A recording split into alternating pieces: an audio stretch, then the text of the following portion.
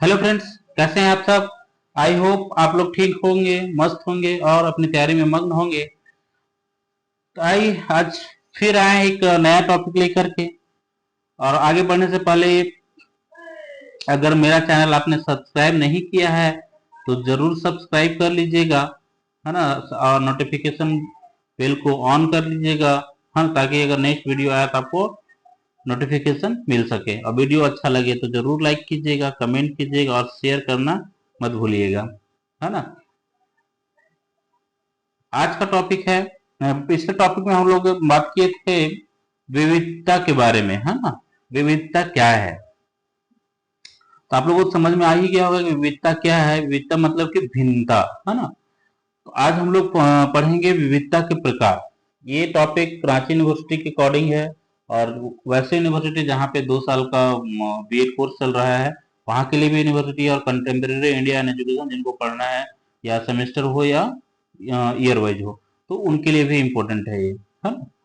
तो आइए बढ़ते हैं आगे नेक्स्ट टॉपिक की ओर से। विविधता के प्रकार, टाइप्स ऑफ डाइवर्सिटी।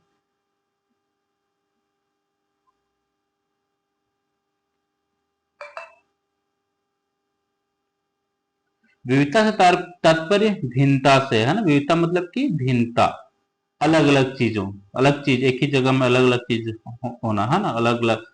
जैसे जाति, धर्म, संस्कृति, विचार, सामाजिक, राष्ट्रीय तथा आर्थिक इत्यादि, है ना।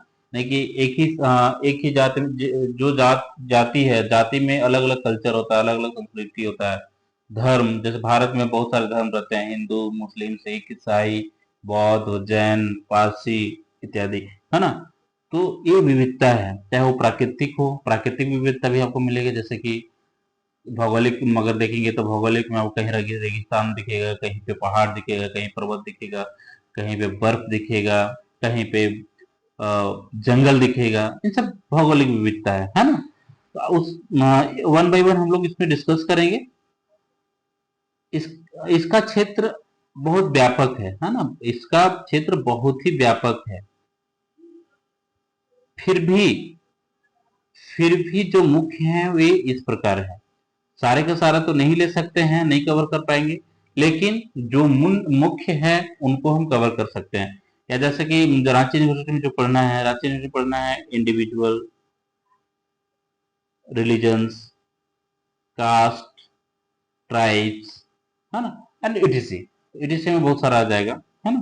तो मेनली ये 4 चीज पढ़ना है। तो हम लोग पूरा डिस्कस करेंगे क्या क्या है। सबसे पहला है व्यक्तिगत आधार पर विविधता, है ना। व्यक्तिगत आधार पर विविधता पाई जाती है। तो कैसे होता है, पर्सनली, जैसे मेरा मेरा सोच कुछ और है, मेरा विचार अलग है, सामने वाला का विचार अलग होगा, उनका सोच कुछ और होगा, है ना, पर्सनैलिटी अलग होगी। तो इंडिविजुअल विविधता होता है ये। सीखने का क्षमता, बहुत सारी चीज आप इंक्लूड कर सकते हैं। उसके बाद धर्म के आधार पर विविधता, यानी कि धार्मिक विविधता, diversity on the basis of religion. तो भारत में क्या है, बहुत सारे धर्म रहते हैं, जैसे हिंदू, मुस्लिम, सिख, ईसाई, बौद्ध, जैन, पारसी इत्यादि, है ना। उसके बाद जनजाति के आधार पर विविधता। जनजाति जो ट्राइब्स हैं, जो वर्षों आदि काल से रहते आ रहे हैं,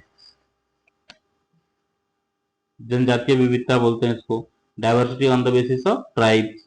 उसके बाद है संस्कृति के आधार पर विविधता, सांस्कृतिक विविधता, diversity on the basis of culture. तो हर एक जगह कल्चर चेंज हो जाता है। जैसे मान लीजिए आप किसी एक जगह में रह रहे हैं तो दूसरी जगह का कल्चर अलग होगा, है ना। भाषा के आधार पर विविधता।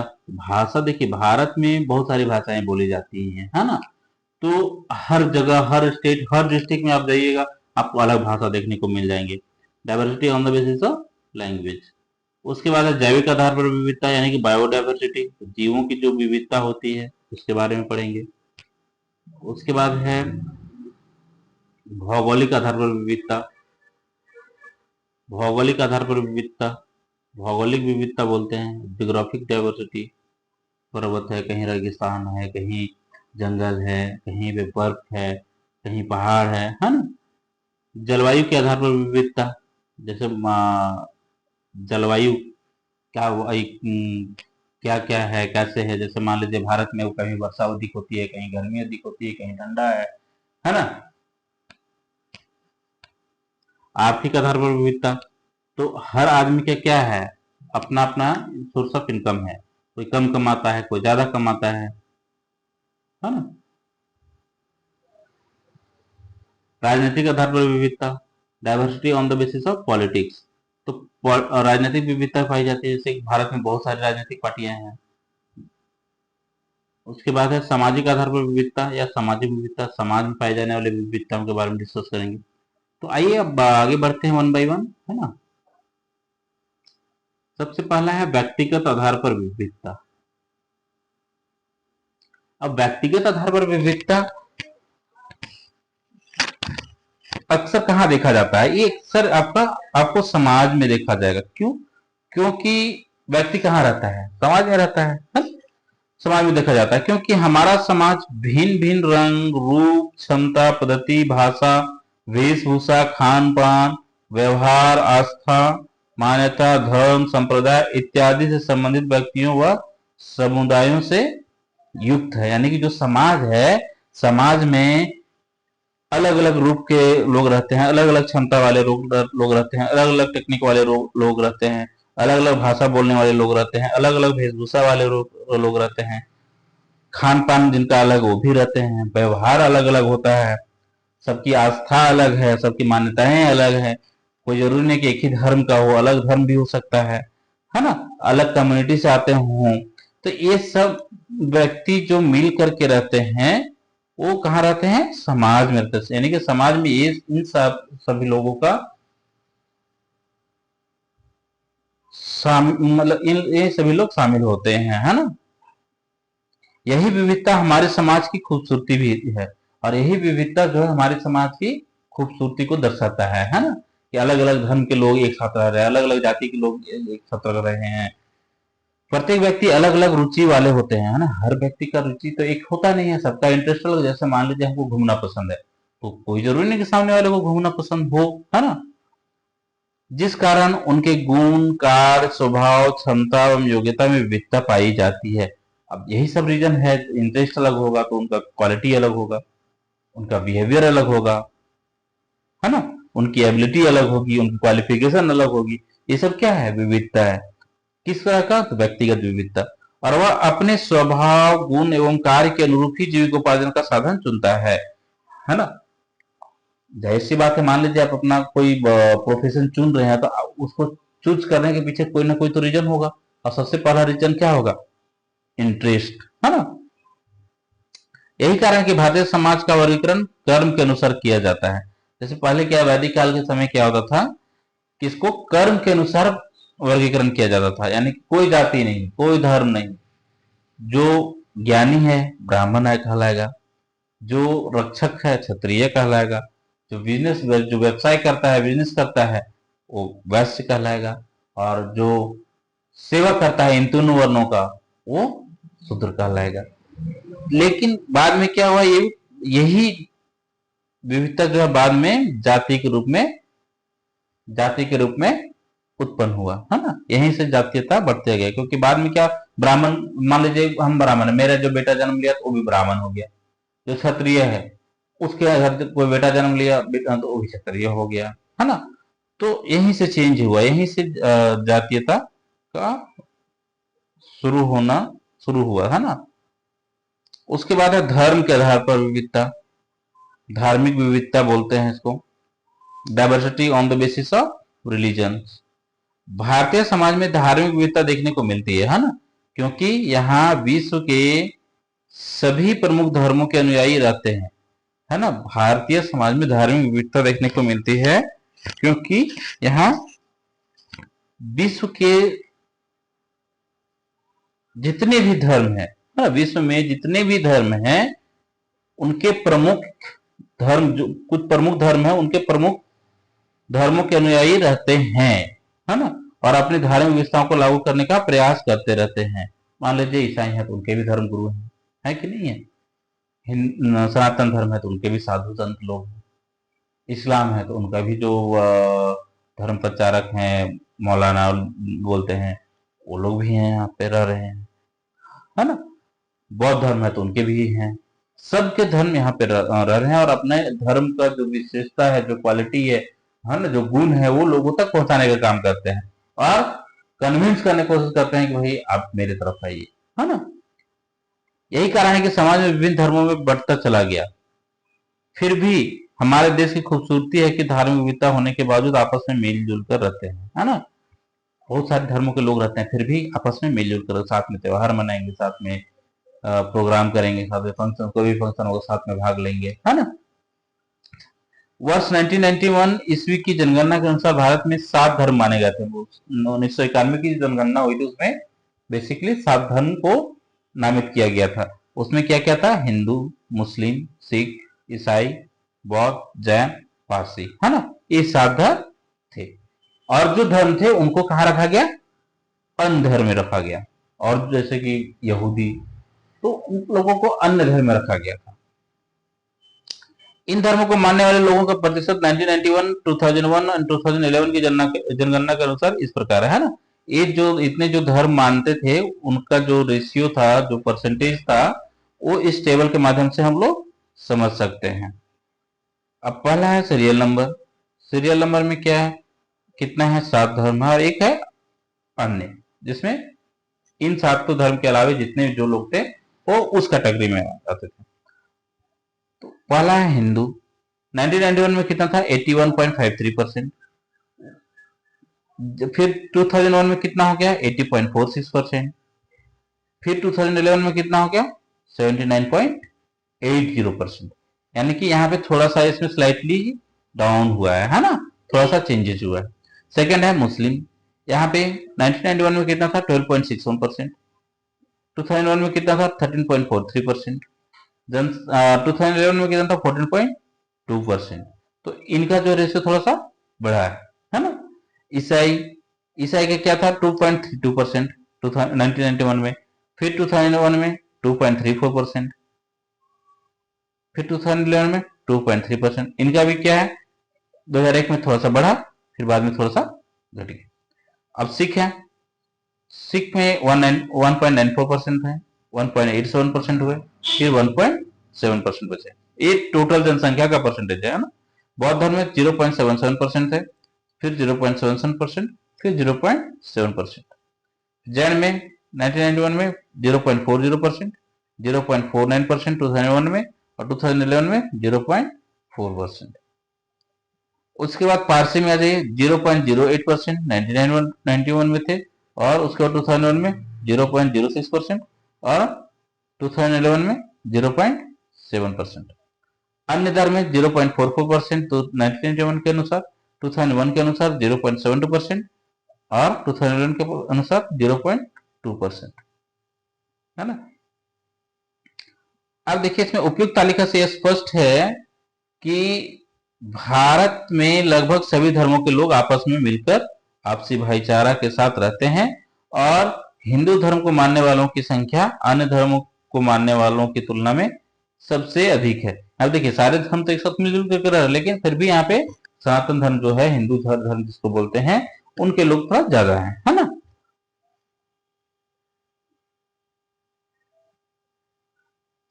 उसके बाद आते हैं जाति के आधार पर विविधता या जातीय विविधता। अब जातीय विविधता से तात्पर्य उन लोगों के समूह से है जिनकी एक साझा सांस्कृतिक पहचान होती है ना। वैसा समूह जिनका एक संस्कृति होता है ना, जिसमें भाषा, धर्म, रीति रिवाज और वंश शामिल होते हैं। यानी कि उनका धर्म एक होगा, उनका रीति रिवाज लगभग लगभग सेम होगा, उनका जो वंश होगा वो उसी कास्ट का माना जाएगा। भारत में जातीय विविधता एक जटिल विषय है जो देश की सामाजिक, आर्थिक और राजनीतिक जीवन पर गहरा प्रभाव डालता है। ठीक है, जातीयता जो है वो कहीं ना कहीं इफेक्ट करता है। किसको करता है? समाज को करता है, देश को करता है ना। जाति व्यवस्था को भारत में मुख्य रूप से हिंदू धर्म के साथ जोड़ा जाता है ना। लेकिन कई ऐसे धर्म हैं जिनमें भी इस प्रकार की व्यवस्था है, जैसे इस्लाम और ईसाई, उनमें भी जातीयता है, लेकिन वहां पे सबसे पहले क्या है? धर्म है। लेकिन से पूछे कौन सा? इस्लाम। कौन सा? ईसाई। लेकिन हिंदू में क्या होता है? कौन सा? हम हैं राजपूत हैं, हम ब्राह्मण, हम यादव हैं, हम फलना है तो हम ये हैं तो वो है ना। तो यहाँ पे सबसे पहले जाति आता है, उसके बाद आता है धर्म। जाति व्यवस्था वैदिक काल में वर्ण व्यवस्था थी। वैदिक काल में क्या थी? वर्ण व्यवस्था थी, जो जन्म के अनुसार ना होकर कर्म के अनुसार होती थी। लेकिन जाति क्या है? वो जन्म के अनुसार माना जाता है ना। तो कर्म के अनुसार कैसे था? कौन कौन आते थे इसमें? उसको चतुर्वर्ण बोलते थे, है ना। चतुर्वर्ण में ब्राह्मण, क्षत्रिय, वैश्य और शूद्र। अब ब्राह्मण में कौन आता था? जो अध्यापन कार्य करवाता था, जो विद्वान था, जो यज्ञ कार्य करवाता था, जो विधि का सलाह देना, यानी कि जो राजा होते थे उनको कानून की सलाह देता था, प्रजा की सुख शांति की कामना करना, उनकी जो भी देश की प्रजा है उनकी सुख शांति के लिए कामना करते थे। क्षत्रिय कौन थे? रक्षा का कार्य, जैसे राजा, सैनिक, प्रशासन और उच्च पदों को संभालना, है ना। बड़े बड़े पद जो होते थे उनको संभालते थे। वैश्य में क्या है? व्यापारी वर्ग, सौदागर, दुकानदार, जमींदार या कारीगर, ये सब वैश्य में आता। उसके बाद तीन वर्णों की सेवा का कार्य करने वाले क्या कहलाते थे? शूद्र कहलाते थे, है ना। यानी कि ये तीनों वर्ण जो हैं इनकी सेवा का कार्य करते थे। कृषि का कार्य करने वाले वो भी शूद्र कहलाते थे। यानी कि जो जमींदार है वो खेती तो नहीं करता था, लेकिन वहां उनके अंदर जो काम करता था वो शूद्र कहलाता था, है ना। लेकिन बाद में क्या हुआ? ये जन्म आधारित हो गई, है ना। बाद में यह क्या हो गया? जन्म के अनुसार मानने लगे लोग, है ना। होता क्या कि आदमी का मेंटेलिटी चेंज होते रहता है ना। पहले था काम के अनुसार हम जाति व्यवस्था करेंगे, लेकिन बाद में क्या हो गया? हम तो फलना कुल में जन्म लिया था, हम तो फलना ही है। ऐसा थोड़ी होता है ना। लेकिन बाद में यह जन्म आधारित हो गई, जिसका अर्थ है मनुष्य जिस वर्ण में पैदा होता था वह उसी वर्ण का सदस्य माना जाता था। प्राचीन वर्ण व्यवस्था से उत्पन्न जाति व्यवस्था ने भारत में नई जातियों, उपजातियों के साथ साथ कई प्रकार की सामाजिक बुराइयों को उत्पन्न किया, है ना। वर्तमान में शहरों में जाति के स्थान, यहाँ पे सॉरी स्थान होगा, जाति के स्थान पर वर्गों का उदय हो रहा है, जैसे उच्च वर्ग, मध्यम वर्ग तथा निम्न वर्ग। अब पहले क्या था? वर्ण व्यवस्था था, ब्राह्मण, क्षत्रिय, वैश्य और शूद्र। उसके बाद क्या हो गया? जाति हो गया, है ना। ब्राह्मण, राजपूत, भूमिहार, यादव, अहिर, जो भी है वहां पे आ गया। लेकिन अब क्या हो रहा है? आदमी का मेंटेलिटी देखिए कितना जल्दी चेंज होता है। अब क्या हो रहा है? वो जन्म आधार पर नहीं, लेकिन क्लास, क्लास मतलब कि पैसा, पैसा के आधार पर, स्टैंडर्ड के आधार पर, उसका लिविंग स्टैंडर्ड कैसा है उसके आधार पर उसको कैटेगरी किया जा रहा है, कैटेगराइज किया जाता है। जैसे कि मान लीजिए उच्च वर्ग, उच्च वर्ग में कौन कौन मानता है अपने आप को? जिसके पास पैसा है, जो धनी है, वो अपने आप को हाई क्लास सोसाइटी का मानता है। उसके बाद मध्यम वर्ग, जो नौकरी पेशा के लोग हैं, किसी तरह से अपना मतलब जिंदगी अपना चला सकते हैं, है ना, उनके पास ऐसा नहीं होता है। उसके बाद निम्न वर्ग। अब निम्न वर्ग जिनके पास खोने के लिए कुछ भी नहीं होता है, बस जिंदा है ना। उनके समाज में कोई कुछ नहीं होता है, कोई पूछता नहीं है। ऐसे बड़े बड़े लोग बात करेंगे कि भाई दलित को हमको सहायता देना है, ये करना है, मदद करना है, आगे बढ़ाना है, लेकिन हकीकत कुछ और है ना। इस वर्ग में दलित आते हैं हम। उच्च वर्ग क्या है? सो कॉल्ड रिच पर्सन, है ना, सो कॉल्ड रिच पर्सन, मतलब कि दिखावे का अमीर बोल सकते हैं उसको, है ना। तो भारतीय समाज में, भारतीय संविधान में इन सभी को कोई जगह नहीं दिया गया है ना। मतलब इन जितने भी जाति हैं उनको कोई जगह नहीं मिला है। फिर भी यह ग्रामीण क्षेत्रों में विद्यमान है, लेकिन ग्रामीण क्षेत्र में अभी भी है। जाति के आधार पर इतनी विखंडता उत्पन्न कर दी गई है कि कभी कभी शांति व्यवस्था, राष्ट्रीय एकता भी भंग हो जाती है, और विभिन्न राज्यों में जातिवाद के नाम पर राजनीतिक दाव भी खेला जाता है ना। देखिए जाति व्यवस्था ऐसा कि जाति के नाम पर लड़ते हैं, धर्म के नाम पर लड़ जाते हैं, उससे क्या होता है? शांति व्यवस्था भंग होती है ना। और अगर शांति व्यवस्था भंग हुई तो राष्ट्रीय एकता भी क्या भंग होगी, है ना। और अलग अलग राज्यों में देखिएगा जातिवाद के नाम पर वोट लिया जाता है ना। उसके बाद है जनजाति के आधार पर।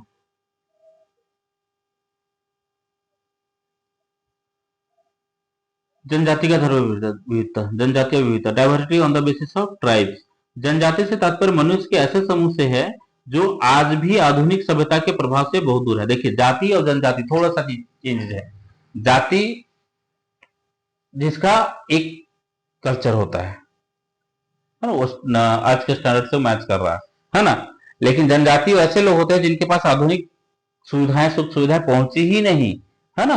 बहुत दिन से रह रहे हैं, वैसे ही अपने ही हाल में रह रहे हैं, बहुत दूर है। इन्हें जनजाति या वन्य जाति भी कहा जाता है। सन 1991 ईस्वी की जनगणना के अनुसार भारत में लगभग 6.78 करोड़ जनजाति के लोग निवास करते थे, मतलब 6 करोड़ 78 लाख लोग थे, जो भारत की कुल जनसंख्या का लगभग 8% थी, मतलब 8.08% थी। वही सन 2011 ईस्वी की जनगणना के अनुसार इनकी जनसंख्या 10.42 करोड़ हो गई।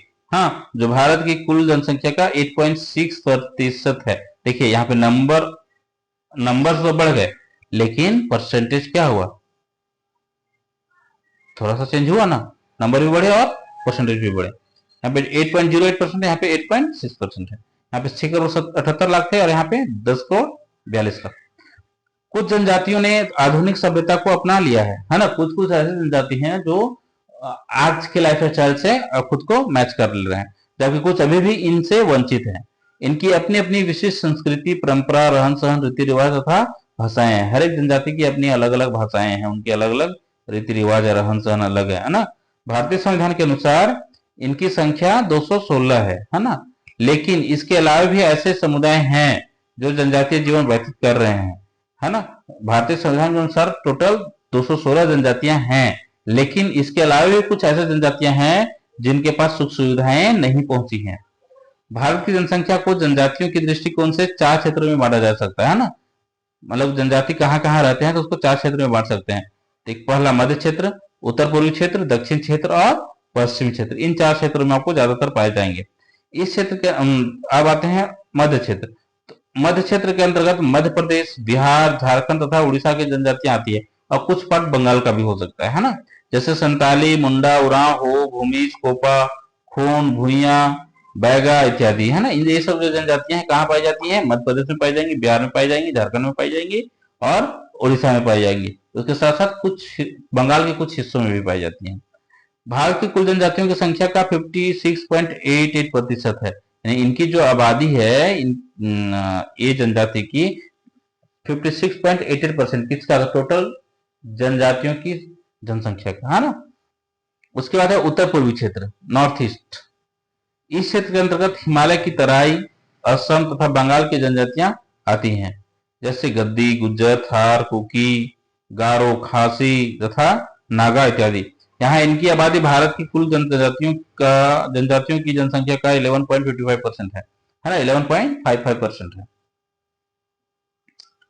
उसके बाद है दक्षिण क्षेत्र। इस क्षेत्र के अंतर्गत केरल, तमिलनाडु तथा पूर्वी पश्चिम घाटों पर रहने वाली जनजातियां आती हैं, जैसे गोंड, कोंडा, डोरा, इरुला, टोडा, पनियान इत्यादि, है ना। ये सब जनजातियां कहाँ मिलेंगे आपको, केरल, तमिलनाडु तथा पूर्वी पश्चिम जो घाट है ना, उसके आसपास मिलेंगे।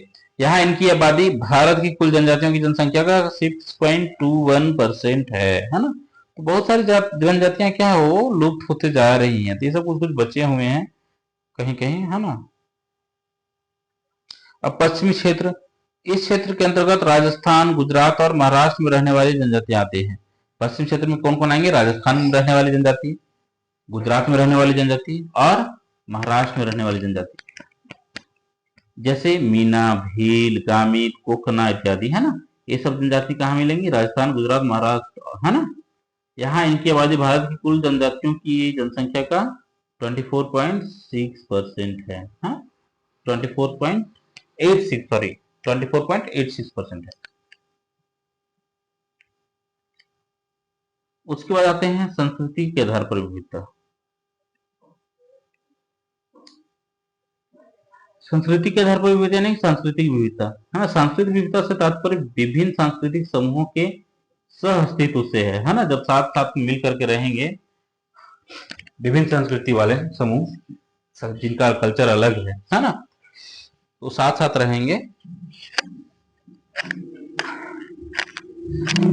जैसे जाति, धर्म, भाषा, जैसे जाति, धर्म, भाषा, त्योहार, परंपरा इत्यादि कई अलग रूपों में देखा जा सकता है। अब संस्कृति को कैसे देख सकते हैं, जाति के आधार पर कल्चर देख सकते हैं, धर्म के आधार पर भी देख सकते हैं, जो फेस्टिवल्स आते हैं उनके आधार पर भी देख सकते हैं, जो उनका ट्रेडिशन है उनके अनुसार देख सकते हैं, है ना। भारतीय संस्कृति की पहचान हजारों वर्ष पुराना है। भारतीय संस्कृति की पहचान कैसी, कब का है, हजारों वर्ष पुराना है। और यह पूरे विश्व में अपनी सांस्कृतिक विविधता के लिए प्रसिद्ध है। यहाँ विभिन्न धर्मों, भाषाओं, नृत्य कलाओं और परंपराओं का संगम है। देखिए, भारत भारत को विविधताओं में एकता वाला देश बोला जाता है। क्यों? क्योंकि यहाँ विभिन्न धर्म के लोग रहते हैं, विभिन्न भाषा बोलने वाले लोग रहते हैं, विभिन्न नृत्य कलाओं वाले लोग रहते हैं, विभिन्न ट्रेडिशन के लोग रहते हैं, है ना। भारतीय संस्कृति वैदिक काल से प्रारंभ होकर, यानी कि इसकी शुरुआत कब से मानी जाती है? वैदिक काल से शुरू होकर बौद्ध व जैन धर्म के प्रचलन से भारतीय संस्कृति अत्यंत प्रभावित हुई है। वैदिक काल से शुरू हुई और बौद्ध धर्म की जो कल्चर था, जो जैन धर्म का कल्चर है, उससे बहुत प्रभावित हुई है। इसके बाद भारत में पश्चिम से अनेक विदेशी आए और अपनी संस्कृति भी साथ लेकर आए, है ना। उसके बाद क्या हुआ? पश्चिमी देशों से बहुत सारे विदेशी आए थे, है ना, जैसे डच आए थे, अंग्रेज आए थे, है ना। और वो आए तो उनके साथ संस्कृति ऑटोमेटिक आना है। संस्कृति जब आए तो जब आपके साथ दूसरे संस्कृति के लोग रहने लगेंगे तो आप क्या करेंगे? धीरे धीरे उनकी ओर आकर्षित होते जाएंगे, है ना। यानी कि उनका जो कल्चर है धीरे धीरे आप अडॉप्ट कर लेंगे। और वही चीज आज क्या हो रहा है कि भारत में वेस्टर्न कल्चर का दौर आया हुआ है, आ रहा है ना, जो भारतीय संस्कृति में समाविष्ट हो गई। आज भी भारतीय संस्कृति के अंतर्गत हिंदू, मुस्लिम और ईसाई संस्कृति की धारा बह रही है ना। कितना पश्चिमी कल्चर आ रहा है, लेकिन फिर भी हिंदू धर्म का जो कल्चर अभी भी चल रहा है, मुस्लिम धर्म का जो कल्चर है अभी भी वो लोग मान रहे हैं, है? उसके बाद आते हैं भाषा के आधार पर विविधता। अब देखिए, भारत ऐसा देश है, भारत विशाल देश है जहां पे अनेकों भाषा एवं बोलियां बोली जाती हैं, है ना। तो भाषा क्या है? भाषा मनुष्य की अभिव्यक्ति तथा विचारों को आदान प्रदान करने का एक माध्यम है। भाषा के माध्यम से हम क्या करते हैं? मेरा जो विचार है, मेरा जो थॉट्स है, उसको हम सामने वाले को बताते हैं, है ना। इसलिए कहा जाता है कि 4 कोस पर पानी बदले 8 कोस पर वाणी, है ना। इसलिए कहा जाता है कि जो भाषा है 4 कोस में बदल जाता है, सॉरी, 4 पानी जो है 4 कोस में बदल जाएगा। यानी कि अब यहाँ का जो पानी का टेस्ट है, आप 4 कोस चले जाइए, 4 कोस मतलब कि लगभग 12 किलोमीटर आप चले जाइए, वहां पे पानी का टेस्ट अलग होगा। और 8 कोस पर वाणी, यानी कि आप 30-40 किलोमीटर दूर हटिए, देखिए आप भाषा चेंज हो जाएगा, है ना। जिस कारण भारत में प्रायः भाषा एवं बोली में अंतर पाया जाता है। इसलिए आप देखिएगा, हर सिटी, हर गांव में अलग अलग भाषा मिल जाएगा आपको, है ना। वर्ष 1991 ईस्वी की जनगणना के अनुसार भारत में 1652 भाषाएं बोली जाती थी। 1991 में जो रिकॉर्ड किया गया था वो 1652 भाषाएं बोली जाती थी, जिसमें भारतीय संविधान की 8वीं अनुसूची में 15 भाषाओं को शामिल किया गया था, है ना। 1991 में ऐसा, स्टार्टिंग में तो 14 भाषा ही शामिल किया गया था, लेकिन 1967 में एक भाषा और ऐड किया गया, सिंधी, तो 15 हुआ था, है ना। तो वर्तमान में 22 आधिकारिक भाषाएं, मानी कि भारत का जो ऑफिशियल लैंग्वेज है अभी 22 है, और सैकड़ों बोलियां बोली जाती हैं, जिसे हर क्षेत्र की अपनी अपनी भाषाई पहचान है। अब जैसे कि झारखंड में जाइए, वहां पे नागपुरी बोलेंगे, हो बोलेंगे, संताली बोलेंगे, है ना। बिहार चले जाइए, भोजपुरी बोलेंगे, मैथिली बोलेंगे, है ना। अपनी अपनी भाषा है सब जगह की। साउथ में चले जाइए, वहां पे तमिल बोलेंगे, तेलुगु बोलेंगे, मलयालम बोलेंगे, है ना। तो अलग अलग स्टेट का अलग अलग भाषा है उनका, और वही उसकी पहचान है।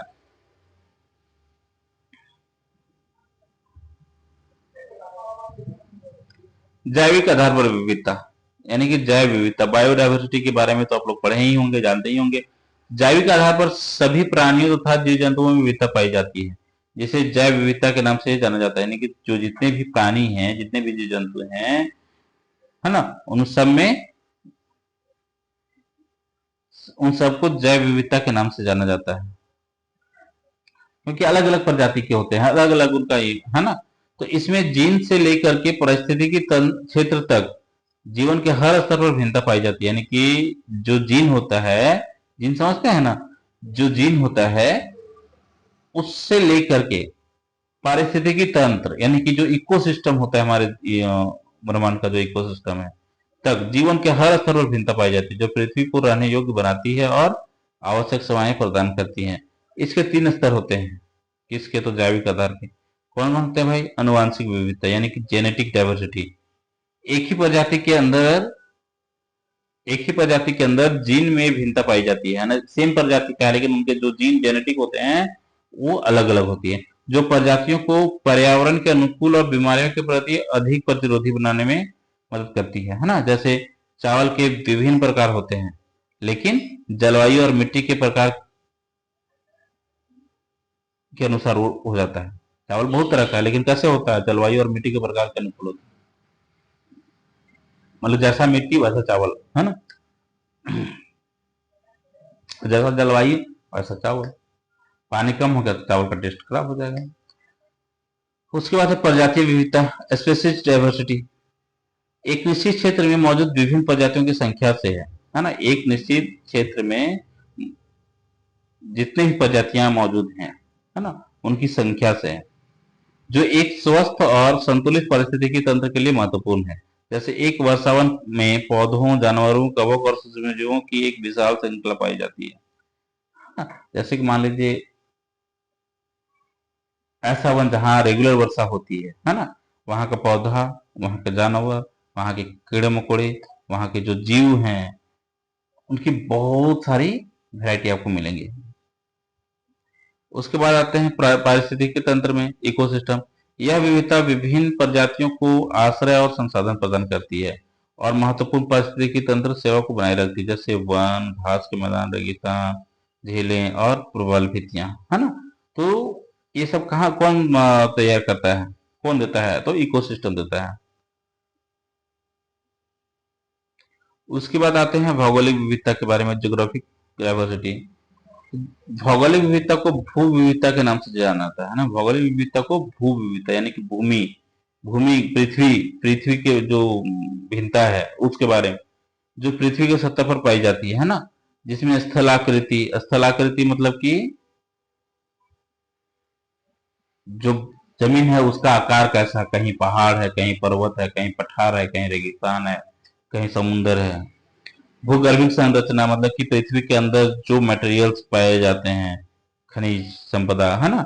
मिट्टी के प्रकार, मिट्टी के प्रकार किस प्रकार का मिट्टी है, चिकनी मिट्टी है, लाल मिट्टी है ना। फिर है जलमंडल, समुद्र है, नदी है, नाला है। फिर जलवायु और प्राकृतिक प्रक्रियाओं में भिन्नता शामिल है और यह पृथ्वी के परिदृश्य को आकार देती है तथा विकास को प्रभावित करते हैं। जैसे जलवायु है, जैसे बरसात है, गर्मी है ना, ठंडा है।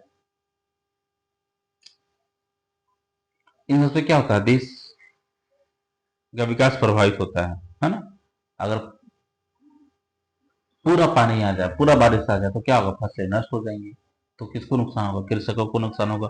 अब कृषकों को जब नुकसान होगा तो देश को भी नुकसान होना ही होना है ना।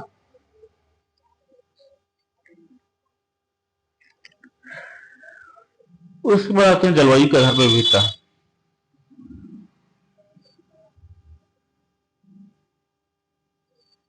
Diversity on the basis of climate.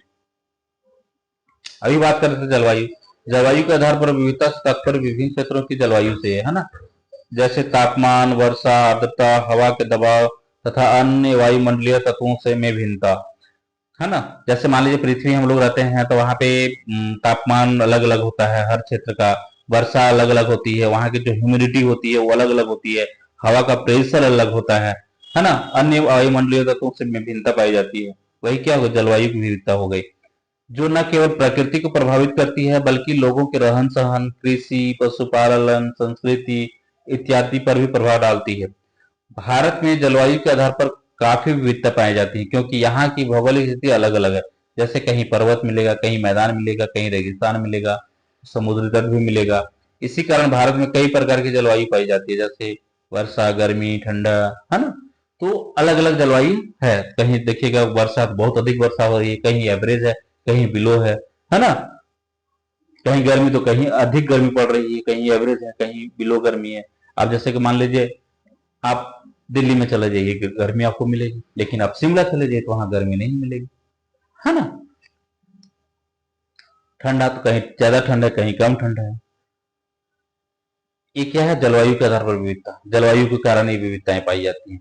उसके बाद है सामाजिक विविधता, सोशल डाइवर्सिटी, यानी कि समाज का जो विविधताएं हैं अलग अलग, है ना।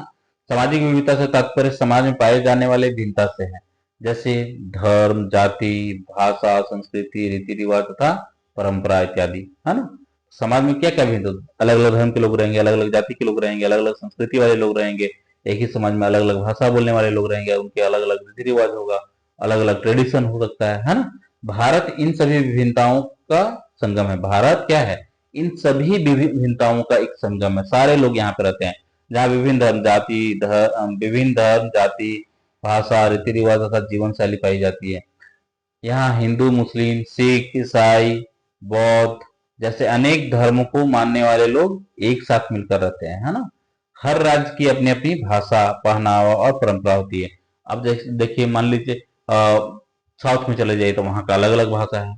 अब बिहार में जाइए, वहाँ भोजपुरी बोलेंगे, हिंदी भी बोलेंगे, वहाँ पे मैथिली भी बोलेंगे, है ना। उनका पहनावा भी अलग अलग है, परंपरा ट्रेडिशन भी अलग अलग है, जो भारत को एक खूबसूरत रंग में बदल देती है। और यही सामाजिक विविधता भारत की पहचान है और हमें एक दूसरे से जोड़े रखती है। हम एक दूसरे का सम्मान करते हैं, से जुड़कर करेंगे। सम्मान अगर नहीं करेंगे तो क्या होगा, लड़ाई झगड़ा होगा, उससे क्या हो जाएगा, समाज बंट जाएगा, समाज बंटेगा तो क्या होगा, देश बढ़ सकता है। उसके बाद है आर्थिक आधार पर विविधता। आर्थिक विविधता से तात्पर्य किसी क्षेत्र या राष्ट्र की अर्थव्यवस्था में विभिन्न प्रकार की आर्थिक गतिविधियों से है ना। कोई एक क्षेत्र ले लीजिए या कोई एक राष्ट्र या देश ले लीजिए, जिसका जो इकोनॉमी होगा, है ना, उनके अंदर जो आर्थिक गतिविधियां हो रही हैं, वही आर्थिक विविधता होती है। अर्थात इसका मतलब यह है कि किसी भी देश की अर्थव्यवस्था केवल कुछ उद्योगों या उत्पादों पर निर्भर नहीं करती है। यानी किसी भी देश को ले लीजिए आप, उसकी जो अर्थव्यवस्था है केवल इंडस्ट्री पर डिपेंडेंट नहीं होती है या किसी एक प्रोडक्ट पर डिपेंडेंट नहीं रहेगी, बल्कि विभिन्न प्रकार के व्यवसाय तथा सेवाएं भी शामिल होती हैं, है ना। उनके वहां पे अलग अलग तरह का बिजनेस होता है, अलग अलग सर्विसेज होते हैं, जिससे देश की अर्थव्यवस्था को संतुलित करने में मदद मिलती है। मान लीजिए एक इंडस्ट्री के भरोसे कर रहेगा तो क्या होगा, गड़बड़ा जाएगा, लेकिन इंडस्ट्री भी लगा हुआ है वहां पे बिजनेस वाले भी लोग हैं और सेवाएं प्रदान करने वाले लोग भी हैं, तो क्या होगा, बैलेंस हो सकता है। एक अप होगा एक डाउन होगा, एक अप होगा एक डाउन होगा, तो क्या होगा, बैलेंस हो सकता है। भारत जैसे विशाल तथा बहुसांस्कृतिक देश में आर्थिक विविधता बहुत गहराई से देखने को मिलती है, क्योंकि यहाँ के लोगों की आर्थिक स्थिति, आय, रोजगार, संसाधन तथा उनके जीवन शैली में विभिन्न प्रकार की भिन्नता पाई जाती है ना। यहाँ के लोग जो हैं उनकी अलग अलग आर्थिक स्थिति है। कुछ लोगों की आय का स्तर काफी अच्छा है, तो कुछ लोगों को बुनियादी जरूरतों को पूरा करने के लिए भी संघर्ष करना पड़ता है ना। मतलब कुछ लोगों के पास इतना पैसा है कि वो कहाँ खर्च करें ये नहीं सोच पाते हैं, लेकिन कुछ लोग ऐसे हैं जो बेसिक नीड्स जो होती है, बेसिक नीड्स को भी फुलफिल नहीं कर पा रहे ढंग से, है ना। उसके लिए भी उनको स्ट्रगल करना पड़ता है। तो ग्रामीण क्षेत्र में अभी भी कृषि पर निर्भरता अधिक है ना। ग्रामीण क्षेत्र में अभी भी क्या है, कृषि पर, यानी कि बरसात होगा, धान उगाएंगे, मकई उगाएंगे, दराहड़ उगाएंगे, अरहर उगाएंगे, तो हम फिर एक साल हम खाना पीना खा सकते हैं, है ना। अगर किसी साल ऐसा होता है कि वर्षा नहीं हुई तो फिर चौपट, है ना। तो ग्रामीण क्षेत्र में अभी भी कृषि पर निर्भरता अधिक है, जबकि शहरी क्षेत्रों में सेवा और औद्योगिक क्षेत्र हावी है। कुछ राज्य विकसित है तो कुछ आर्थिक रूप से पिछड़े हैं। यानी शहरी में क्या है, कब चेंज हो रहा है, यहाँ पे खेती नहीं कर रहे हैं लोग, यहाँ पे क्या कर रहे हैं, कुछ ऐसा काम कर रहे हैं जिससे उनको फायदा हो, है ना। सर्विसेज देना, जैसे कि मान लीजिए टीचर्स क्या है, सर्विस ही सेवा ही कर रहा है ना, क्या कर रहा है, इसका सेवा क्या है, लोगों को पढ़ाना। तो गवर्नमेंट टीचर के साथ प्राइवेट टीचर भी हैं, कोचिंग वाले भी हैं, है ना। अब कुछ राज्य विकसित हैं तो कुछ आर्थिक रूप से पिछड़े हैं। जैसे मान लीजिए आप दिल्ली ले लीजिए, महाराष्ट्र ले लीजिए, गुजरात ले लीजिए, एक क्या है, विकसित राज्य के अंदर आता है। आप ले लीजिए बिहार ले लीजिए, झारखंड ले लीजिए, क्या है, थोड़ा सा पिछड़ा हुआ है ना। उसके बाद आते हैं राजनीतिक विविधता के बारे में। तो राजनीतिक विविधता से तात्पर्य किसी भी देश में मौजूद राजनीतिक व्यवस्था से है, यानी उस देश की जो राजनीतिक व्यवस्था है उसी में राजनीतिक विविधता आपको मिल जाएगा। जैसे वहां की राजनीतिक विचारधारा, वहां का दल, राजनीतिक दल, वहां की नीति और नेतृत्व शैली कैसी है, ये सब राजनीतिक विविधता के अंदर आ जाएगा। भारत जैसे लोकतांत्रिक और बहुलतावादी देश में राजनीतिक विविधता बहुत गहराई से देखने को मिलती है ना। यहाँ विभिन्न धर्म, जाति, भाषा और संस्कृति के लोग रहते हैं, जिसके कारण राजनीतिक विविधता पाई जाती है। भारत में अनेक राजनीतिक पार्टियां हैं, जिसमें राष्ट्रीय तथा क्षेत्रीय दल भी शामिल हैं। जैसे और राष्ट्रीय पर बात करें तो भाजपा, कांग्रेस। क्षेत्रीय पर बात करें तो आप जो दिल्ली की पार्टी है, डीएमके, झामुमो, झामुमो झारखंड की पार्टी है, झारखंड मुक्ति मोर्चा, है ना। जैसे बिहार में चल जाइएगा जदयू, उड़ीसा में चल जाइएगा बीजेडी है। ये सब क्या है? क्षेत्रीय पार्टियां। तो हर दल की अपनी अपनी विचारधारा और नीतियां हैं, है ना। सॉरी। जितने भी दल हैं, राजनीतिक दल हैं, उनकी अपनी अपनी विचारधाराएं हैं जो जनता को चुनाव का अधिकार और हर वर्ग को प्रतिनिधित्व प्रदान करती है ना। उनकी विचारधारा है, वो क्या करते हैं, अपने अपने जो उनके सपोर्टर्स हैं उनके साथ क्षेत्र भ्रमण करते हैं, वहां के लोगों के बारे में सुनते हैं, वहां का क्या जरूरत है। तो मतलब कि अब जो सांसद एमएलए है, एमपी है, वो तो नहीं जाता है हर बार, उनका कोई पीए चल जाएगा, उनका जो कार्यकर्ता है वो जाएंगे। हाँ, इसलिए भारत के लोकतंत्र को मजबूत बनाने में राजनीतिक विविधता का महत्वपूर्ण योगदान है। जैसे मान लीजिए अगर तानाशाही हो जाएगा, एक ही सिंगल स्टैंड अलोन पार्टी है, तो क्या वो अपने मन मर्जी वो सारा काम कर सकती है ना। लेकिन अगर ऑपोजिशन अच्छा ऑपोजिशन है तो क्या होगा, अगर गलत कर रही है तो उस पर आवाज उठेगा, है ना। तो गलत करने के लिए एक बार सोचिएगा।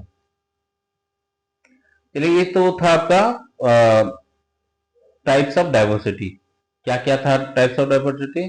सबसे पहला व्यक्तिगत आधार पर, यानी कि व्यक्तिगत विविधता, है ना। दूसरा है धार्मिक विविधता। तीसरा है आपका जातीय विविधता। चौथा है आपका जनजातीय विविधता, है ना। पांचवा है आपका सांस्कृतिक विविधता। छठा है आपका भाषाई विविधता। सातवां है आपका जैविक विविधता, जैव विविधता, बायोडाइवर्सिटी। उसके बाद है आपका आठवां भौगोलिक विविधता, ज्योग्राफिक डाइवर्सिटी। उसके बाद जलवायु के आधार पर विविधता। उसके बाद है सामाजिक विविधता। उसके बाद आर्थिक विविधता। उसके बाद राजनीतिक विविधता, है ना। चलिए, ये आपका टाइप्स ऑफ डाइवर्सिटी खत्म हो गया। और what is diversity, meaning of diversity, ये तो बता ही चुके हैं। अब इसका कंक्लूजन देख लेते हैं, है ना, निष्कर्ष। तो विविधता से तात्पर्य भिन्नता से है, विविधता से तात्पर्य भिन्नता से है। यह धर्म, संस्कृति, समाज, विचारधारा, पर यहाँ पे स्पेलिंग एरर है, धारा होगा, विचारधारा, है ना, प्रकृति इत्यादि क्षेत्र में पाई जाती है। विविधता हमारे समाज को न केवल जीवंत बनाती है बल्कि आपसी भाईचारा, यानी कि आपस में मिलजुल कर रहना, सहभागिता, एक दूसरे को सपोर्ट करना, है ना, विकसित भी करती है। भारत इसका जीवंत उदाहरण है। यहाँ धार्मिक, भाषागत, सांस्कृतिक परंपराएं, रहन सहन, खान पान इत्यादि में विविधता पाई जाती है। हर एक चीज में विविधता है, हर एक चीज में भिन्नता है। प्रत्येक राज्यों की अपनी अपनी अलग पहचान है, फिर भी पूरे देश में एकता देखने को मिलती है ना। हर राज्य की अपनी अपनी अलग अलग पहचान है, लेकिन जब बात आती है राष्ट्र की, तो राष्ट्रीय एकता देखने को मिलती है। यह देश पूरे विश्व को यह बताती है कि किस प्रकार विविधताओं को अपनाकर, एक दूसरे के साथ मिलकर और उनकी भावनाओं को सम्मान देकर एक मजबूत राष्ट्र का निर्माण किया जा सकता है ना। इसलिए इसे विविधताओं में एकता वाला देश भी कहा जाता है, यूनिटी इन डाइवर्सिटी। भारत एक मैसेज दे रहा है किसको, तो पूरे वर्ल्ड को, कि कैसे, किस प्रकार विभिन्न धर्म, विभिन्न जाति होने के बावजूद एक साथ मिलकर कैसे रहते हैं, कैसे उनकी कल्चर को अपनाते हैं, कैसे उनकी भावना, फीलिंग्स को सम्मान देते हैं, है ना। अगर ये सब दे दिए तो फिर मजबूत राष्ट्र का निर्माण ऑटोमेटिक हो जाएगा, है ना।